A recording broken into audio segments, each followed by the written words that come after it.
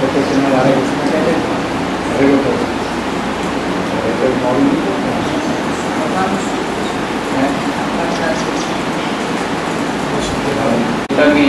દિનેશભાઈ, મુકેશભાઈ, જે head of the department છે બધા અહીંયા રહેવાના હોય તો એવું કંઈ ના કરવું. આ તો મેં કહ્યું કે વારા ના ગોઠવા હોય તો આ રસ્તો છે. તો કઈ વારા શેના માટે છે? દુનિયા ટેમ્પરેચર કંઈક પછી હવે તો પછી થઈ જશે ને. રાય રોડ પાછા એવા થઈ ગયા છે ગમે ત્યારે બેઠું મારી વાડી તોડી નાખે એવા થઈ ગયા છે. હવે રાય બીજા લોકો હોય તો જાણે કહીએ તો આવું ચાલે છે કુપા વાળું. મારી ગેરહાજરીઓ બીજી તારે તો ખાસ ધ્યાન રાખે છે કે આ મોડું ચાલતું તો ઉપયોગ કરવું પડે. ત્યારે તો હું ત્યારે 1 વાગે જાગે, 4 વાગે જાગે, 3 વાગે જાગે. તો કૂતરું બસે ચીબરી બોલતી હોય તો હું જાઉં કે ચીબરી એમને બોલે જ નહીં. કંઈક હોય તો ચીબરી બોલે. કાં તો માણસ હોય, કાં તો ઢોર હોય, કંઈક હોય.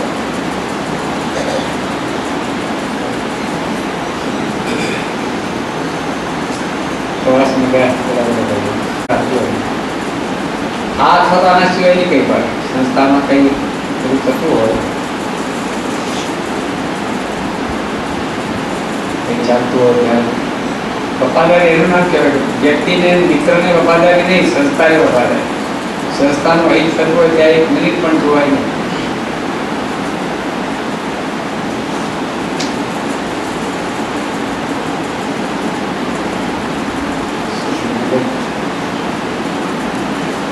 નથી કેવું મળાયું.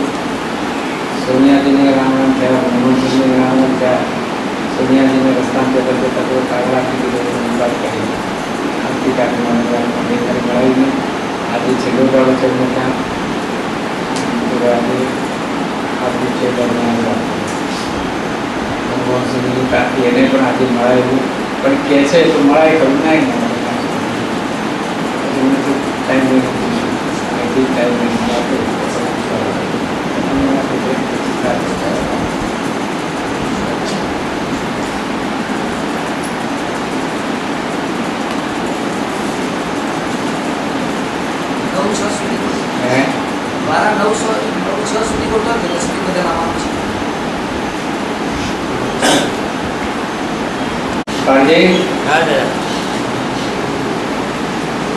ભાઈ વિશ્વભાઈ, તમે ગમે ત્યારે ફરવાવાળા છો, કંઈ જાણતા હો તો કહેતા રહેજો. કોઈ ભટકાતા હોય, તમે કોને ભટકાવશો તો હવે ખ્યાલ પૂછો સાહેબ. અને હવે આવતા વખતથી બીજી કોઈ યુનિવર્સિટીનું કામ કોઈએ સંભાળવાનું નહીં.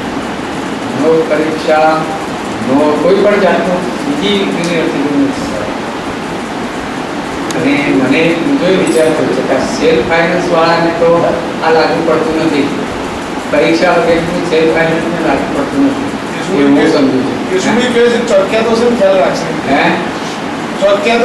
રાખશે ચોકિયાતમાં તમને જ મૂકવા જેવા છે. તમે નાહી જાઓ પછી દવાની જવાબદારી કરે. સેલ્ફ ફાઇનાન્સને લાગુ પડે છે મુકેશભાઈ? પરીક્ષા 3 વ્યક્તિનો પગાર કોણ આપશો? તમે જાઓ એનો પગાર કોણ આપશો? સરકાર ઉપર આપશો. સેલ્ફ ફાઇનાન્સ છે, પગાર આપતી નથી. બીઆરએસ વાળા જાય તો બીઆરએસ નો પગાર સરકાર આપે. એમનો કોઈ વાંધો ના હોય શકે. 15 દાડા લઈ જાય તો એમને સરકાર પગાર આપે. સરકાર સેલ્ફ ફાઇનાન્સમાં પગાર સંસ્થા આપે છે આવક પગાર. હા, 78 જણા 72 જણા આપ્યા છે બીએડમાં. એના પૈસા ભરપાઈ કરશે અમને? નુકસાન જશે કોણ આપશે? તો હું એમને શેના માટે મંજૂરી આપો એમને બહાર જવાની? જેટલા દિવસ જાઓ છો એનો પગાર તમે આપો. જેમ તમે પેપર તપાસવાનું અમલું આપે છે ને તમને, એનો પગાર પણ ઘડી નાખી દે સંસ્થાને આપે, સંસ્થામાં જમા કરો. મેં તમને એ જ કહ્યું ને, પછી તમે કહ્યું ના કહ્યું? મારી હાથે વાત કરાવો. એ દલીલો મારી હાથે દીકરાઓ કરે. અત્યારે આપણી હાથે અમારું વતન જેમ કાઢે તો એને સીધો કામ મારું છું ને.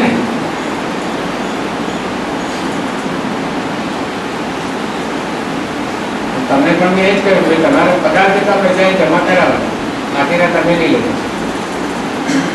પ્રવાસ કર, પક્ષો મળશો, ખાવા પીવાનું બધું તમારે લેવાનું, પણ તમે અમારી મહેનત કરો છો એ પૈસા નહીં આપવાના. પેપર જોવા ગયા, પેપરના જેટલા પૈસા આવ્યા હોય એટલા જ જોવા. મારું વસ્તુ તમારું.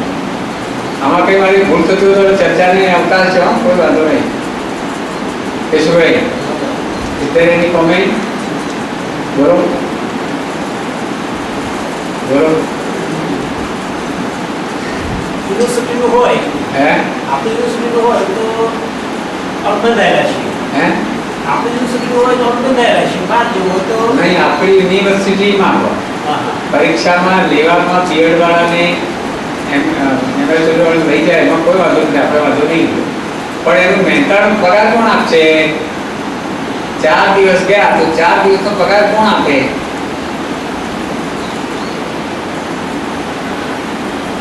અથવા એ ના હોય તો ત્યાં સુધી આપણે આવું વલણ આપવું કે એમને ભાડું જવાનું મળતું હોય, ઓછું લે કે વધારે લે, આપણે કોઈ વચ્ચે નહીં કરીએ. એમને જે ત્યાં ખાવા પીવા માટે ભથ્થું આપે એમાં આપણે નહીં, પણ જે મહેનતાણું મળે એ અહીંયા જમા કરાવે.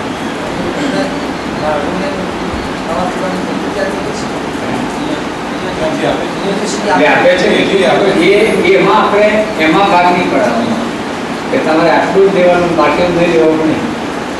માને કે 100 રૂપિયા ભથ્થું મળતું હતું તો તારે 25 રૂપિયામાં આવતું જોઈએ, તમે એમાં નહીં પડે. 100 તમારે પ્રવાસ કરજે થઈ ગયું તમારે.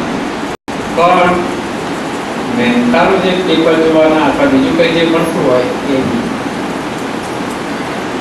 અને જેમાં મહેનતાણું ના આપતા હોય, ફક્ત પ્રવાસ ખર્ચને બધું જ આપતા હોય, સુપરવિઝન માટે ગયા તમે શું હશે? સુપરવિઝનમાં શું હશે? આપે છે, આપે જમા. પણ માનો કે ના આપતા હોય તો પછી સવાલ થાય તો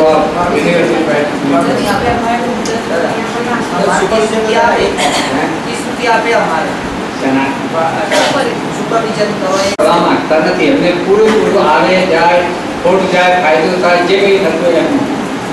આ તો જેના પગાર સંસ્થા ચૂકવે છે સેલ્ફ ફાઇનાન્સ એને જ લાગુ આવું એમાં એવું ના હોય. હે એમાં એમને મહેનતાણું મળે પેપર જોવાનું એટલું જ ના લેવાય, તો એમને એ દિવસનો પગાર જેટલો હોય એટલો સંસ્થાને જમા કરી દેવો.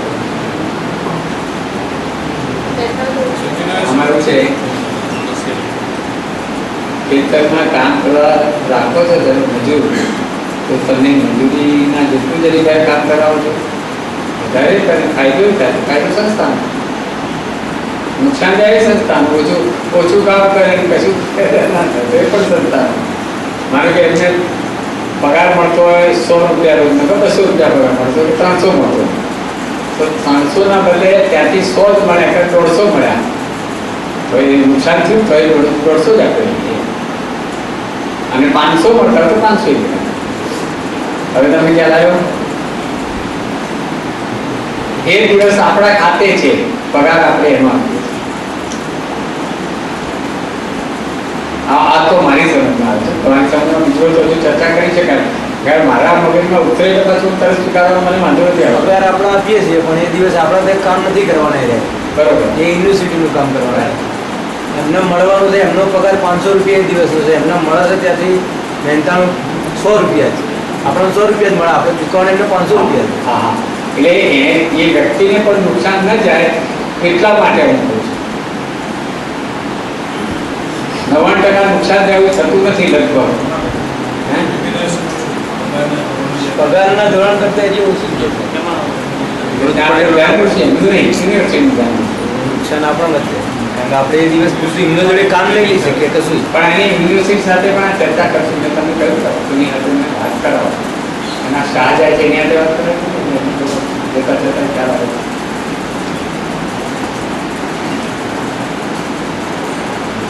સતત લઈ લે છે, કંઈ પણ હોય તો લઈ લે છે. That is emergency.